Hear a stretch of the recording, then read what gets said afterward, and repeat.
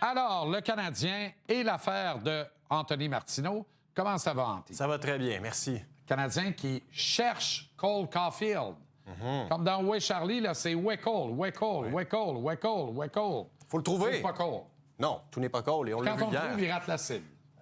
Ça, c'est un autre très bon point. Tout n'est pas Cole et on l'a vu hier. Parce que si tout est Cole, eh bien, ça devient automatiquement très ardu en territoire offensif parce que, globalement, les chiffres, Jean-Charles, tu le sais, on dit qu'ils ne mentent pas.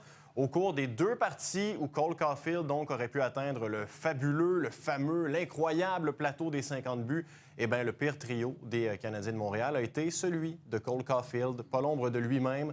Globalement, 14 tirs tentés, 23 tirs accordés contre l'unité de Suzuki qui a été complètement dominée hier par celle de Jack Hughes. C'est pas un affront. Jack Hughes est excellent, tu me diras.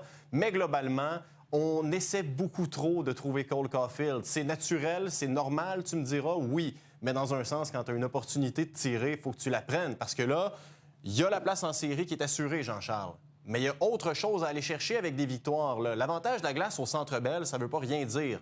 C'est l'endroit dans la Ligue où ça veut le plus dire quelque chose. Certainement, certainement.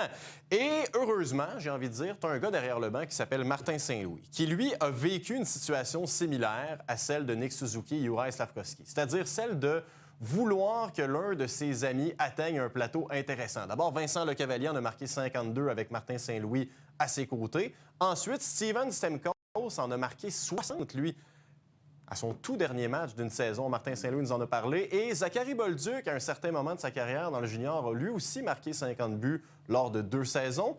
Qu'est-ce que ça change, au fait, pour ses coéquipiers? On écoute les deux. Je pense que ça t'affecte plus dans les situations offensives. T'sais, parce que tu cherches, puis tu essaies de donner du temps de se démarquer, de s'ouvrir et tout. Fait que ça change ta lecture du jeu un petit peu.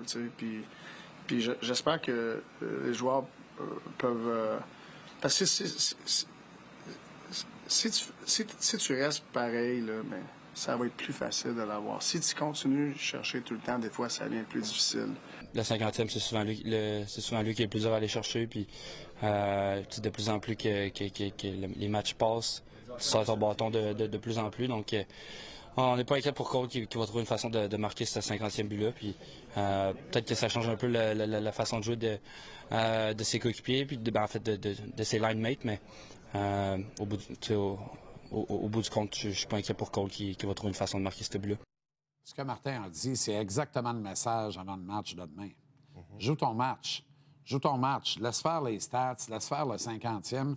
Joue ta game. Il y a une occasion en or demain avec les Panthères qui accordent des buts à tonnes. Ils viennent d'en donner quoi? 13 aux Pingouins en 2 matchs en fin de semaine. Ouais.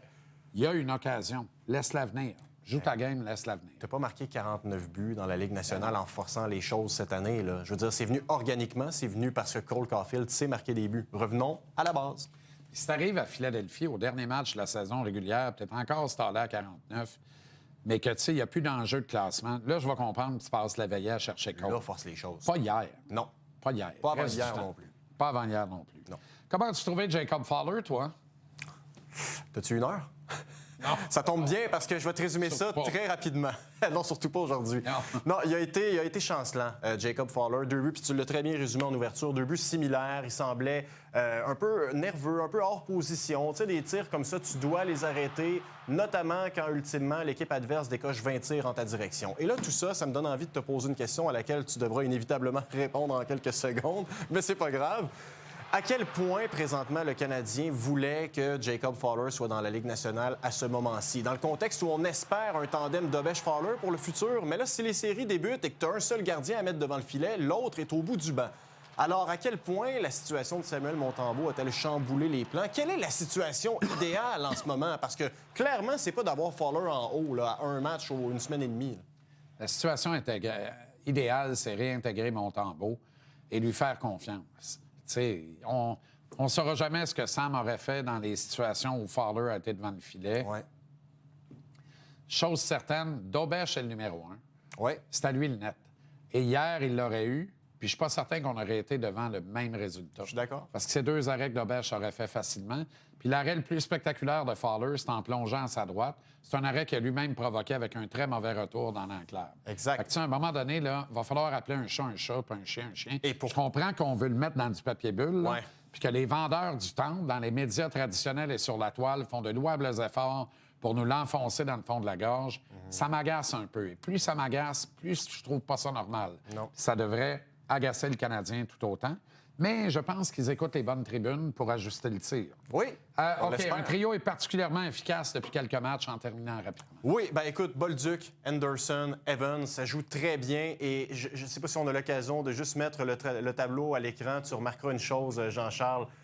4 des 5 trios les plus performants de la saison chez le Canadien depuis le début en termes de pourcentage de buts attendus, on y retrouve Zachary Bolduc. Hein? C'est assez fou pour un gars qui fait rien de bien. Hein? Alors, Zachary Bolduc est sur 4 des 5 meilleurs trios du Canadien cette saison. Et le trio qu'il forme avec Anderson et Evans, c'est l'unité parfaite pour un match de série. C'est parfait. Hier, quand il se passait rien, ils ont fait quoi? Mise en échec, Ouais. t'as les brasser. Exact. C'est ce que tu recherches. Exact. Zachary Bolduc est vraiment pas si pire que ça, finalement. Hein? Non, ça fait longtemps qu'on le sait. Eh bien, Merci, Anto. salut. Merci beaucoup.